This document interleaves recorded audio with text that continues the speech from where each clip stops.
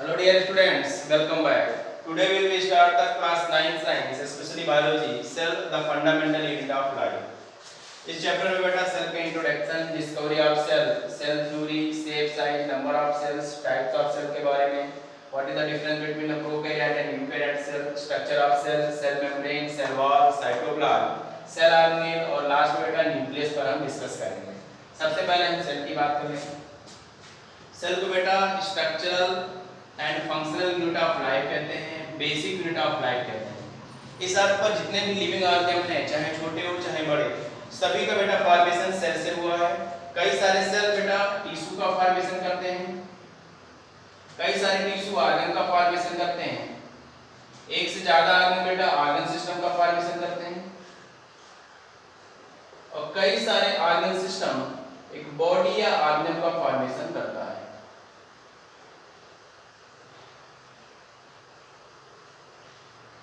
किसी भी ऑर्गन में बॉडी के फॉर्मेशन के लिए बेटा सबसे पहले हमें सेल की जरूरत पड़ती है, इसलिए सेल को बेटा हम लोग स्मॉलेस्ट यूनिट ऑफ लाइफ कहते हैं।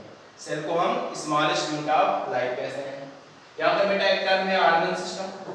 कई सारे ऑर्गन जब आपस में मिलते हैं बेटा तो ऑर्गन सिस्टम का फॉर्मेशन होता है। एग्जांपल में बेटा हमारी बॉडी में कई सारे ऑर्गन सिस्टम पाए जाते हैं, जैसे कि digestive system, respiratory system, circulatory system, respiratory system, कई सारे बेटा ऑर्गन सिस्टम हमारे बॉडी का फॉर्मेशन करते हैं। सेल को हम लोग बेसिक यूनिट ऑफ लाइफ कहते हैं। सेल की अगर हम डिस्कवरी की बात करें बेटा तो सबसे पहले सेल की डिस्कवरी 1665 में एक साइंटिस्ट थे जिसका नाम है रॉबर्ट हुक। सबसे पहले बेटा सेल की डिस्कवरी 1665 एक साइंटिस्ट जिसके नाम थे रॉबर्ट हुक, इन्होंने बेटा सबसे पहले सेल की डिस्कवरी किया था। इन्होंने एक कार स्लाइस को लिया, एक कार के टुकड़े को लिया और सिंपल माइक्रोस्कोप से बेटा उसको ऑब्जर्व किया, तो उनमें उनको दिखाई पड़ा कई सारे छोटे-छोटे लिटिल रूम या हनी कॉम्ब जैसा स्ट्रक्चर दिखाई पड़ा। इन्हीं बेटा छोटे लिटिल रूम को उन्होंने सेल कहा। क्या कहा?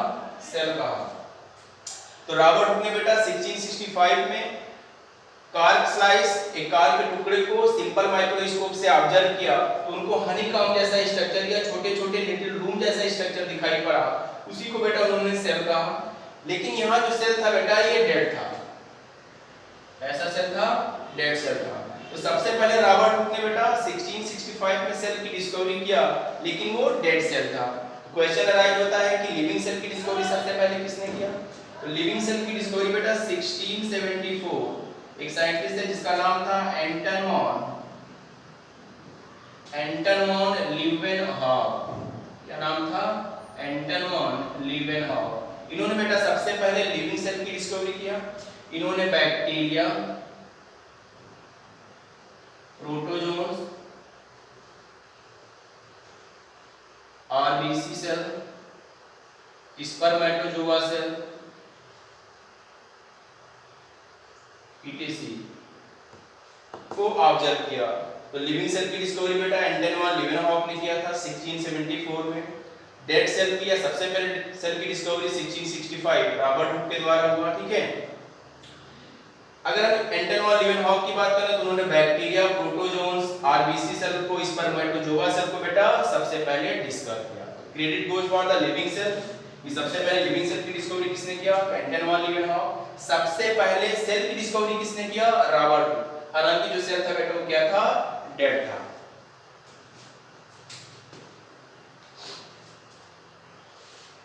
अब सेल के बारे में हमने इंट्रोडक्शन दिया आपको। ठीक है कि the body of organism is made up of tiny microscopic unit cell, जिसको बेटा हम लोग कहते हैं the cell is a fundamental structural and functional unit. तो इन सब पे बेटा हमने चर्चा कर लिया है। ठीक है। डिस्कवरी ऑफ सेल की बात करें तो cell was the first discovered by the Robert Hooke in 1665 who observed the cell in a car slice with the help of simple microscope.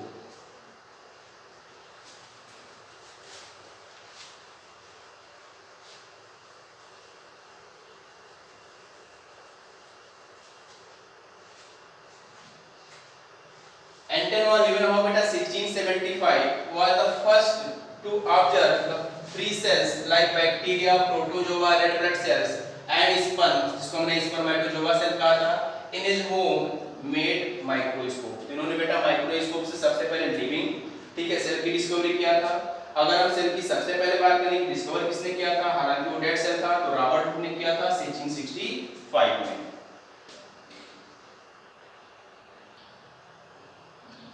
चलिए बेटा आप सेल थ्योरी पे बात कर लेते हैं। सेल थ्योरी की बात करें बेटा तो सेल थ्योरी को दो साइंटिस्ट ने मिलकर दिया था। एक साइंटिस्ट है मैथ्यूस स्नाइडर जो कि 1838 में बेटा, ठीक है, और दूसरे साइंटिस्ट है जो थियोडोर स्वान वो 1839।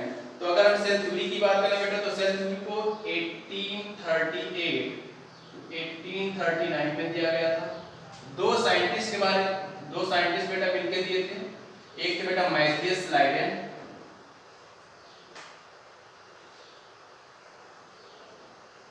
और दूसरे थे आपके थियोडोर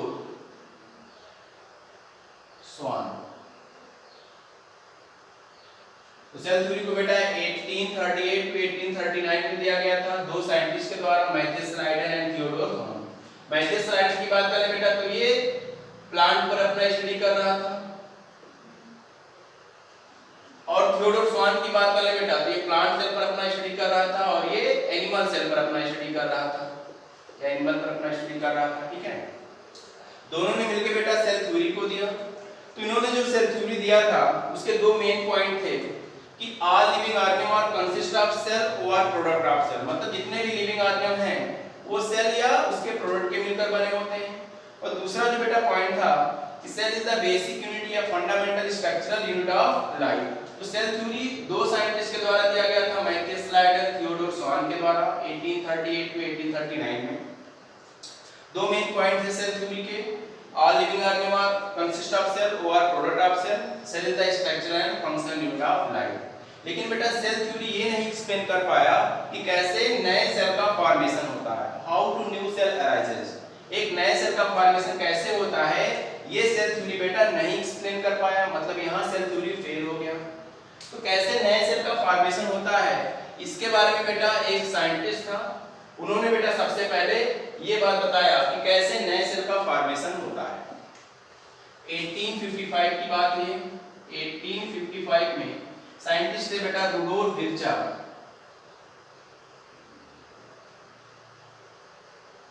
इन्होंने बेटा सबसे पहले ये बताया कि कैसे नए सेल का फॉर्मेशन होता है, या सीधे हम कहें बेटा इन्होंने सेल थ्योरी को मॉडिफाई किया।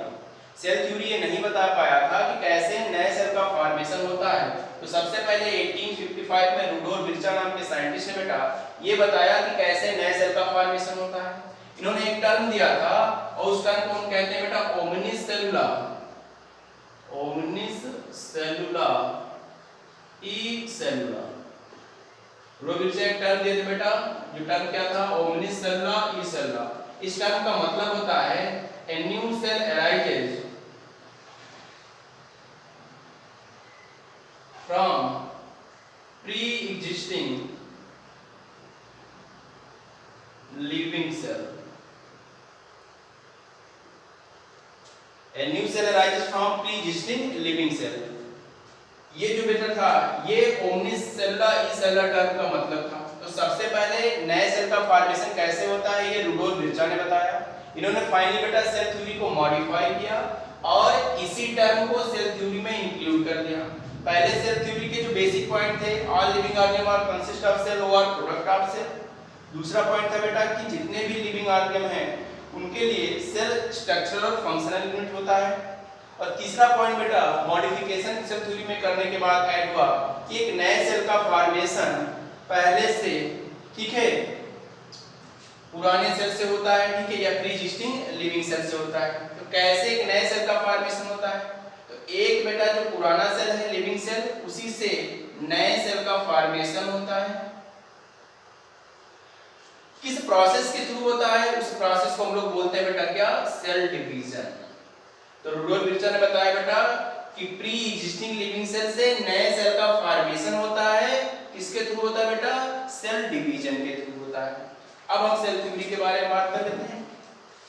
सेल थ्योरी की बात करें बेटा यहाँ पर तो लिखा है cell theory that all the plant and animal are composed of cell and that the cell is basic unit of life was presented by two biologists Matthias Leiden 1838 and Theodor Swan 1839।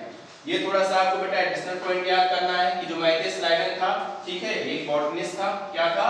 Botanist था, मतलब ये plant पर study कर रहा था। लेकिन अगर हम थियोडोर स्वान की बात कर लें तो ये जूलॉजिस्ट था। क्या था? जूलॉजिस्ट था। ये बेटा एनिमल पर अपना स्टडी कर रहा था। किस पर कर रहा था? एनिमल पर कर रहा था। दोनों ने मिलकर बेटा सेल थ्योरी दिए थे। कब दिए थे? 1838 टू 1839। लेकिन ध्यान दें बेटा सेल थ्योरी एक्सप्लेन नहीं कर पाया था कि नया सेल कैसे बनता है। The cell theory was further explained by the German physiologist Rudolf Virchow 1855। ये बेटा आपको याद करना है। He gave the term omnicellular e-cellular, that is all cell arises from pre-existing living cell। और आपको बेटा याद करना है कि एक नए सेल का फॉर्मेशन पुराने प्री-एक्जिस्टिंग सेल से होता है, लेकिन किस प्रोसेस के थ्रू होता है उसको हम लोगों ने बताया सेल डिवीजन के द्वारा होता है। फिर बेटा यहाँ पर देखें सेल थ्योरी को मॉडिफाई किसने किया? तो रुडोल्फ विर्चा ने किया था। ठीक है, एक टर्म दिया था ओमनीसेलुलर ई-सेलुलर, जिसका मतलब होता है कि एक नए सेल का फॉर्मेशन प्री एक्जिस्टिंग सेल से होता है through cell division. All living cell arises from pre existing living cell. All cells are basically alike a chemical composition and metabolic process. The function of an organism as a whole is the result of the activity and interaction of the constituent of cell। एक cell का बेटा काम क्या है? ठीक है, ये कैसे काम करते हैं? तो सेल के अंदर कई सारे जो केमिकल्स होते हैं, कंस्टिट्यूएंट होते हैं, वो सब बेटा आपस में, ठीक है, एक्टिविटी करते हैं, तब जाके एक सेल बेटा फंक्शन को परफॉर्म कर पाता है।